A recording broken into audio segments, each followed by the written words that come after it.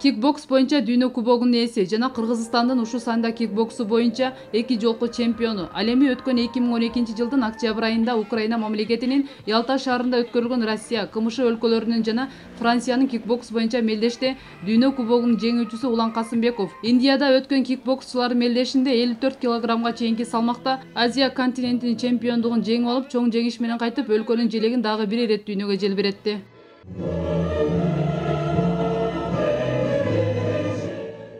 Ал эми Азия чемпиону Улан Касымбековду тосуп алуу аземи Кербен шаарындагы Чыңгыз Айтматов атындагы кинотеатрынын имаратынын алдында болуп өттү. Салтанатка райондук администрация жана спорт тармагында эмгектенген кызматкерлер, дүйнө чемпионунун жердештери, ата-энелери келип катышып, куттуктоо сөздөрүн айтышты.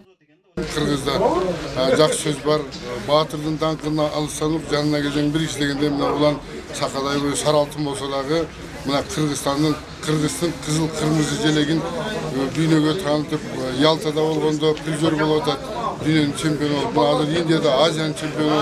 Мындай ийгиликтерди дайыма жаратабыз. Мындан башка да акчада чыган спортсмендер көп, бирок колдоочу, демөөрчүлөр жок. Ошол себептен көп спортсмендер чыга албайды. Кербен шаардык кеңешинин экс төрагасы Назарбек Зыябеков, Жоогасын тейлөө үйүнүн директору Анарбек Мамаев жеңиши менен куттуктап, ат мингизсе, райондун имамы Мырзабек Абдыкалыков ыйык Куран китебин белекке берди. Бүгүн негизи жалгыз гана Аксы районуна эмес, бүткүл бир Кыргызстан үчүн бир жакшы бир сыймык күн деп эсептесек болот. Себеп дегенде мына Улан биздин кулунубуз, Аксы районунун кулуну.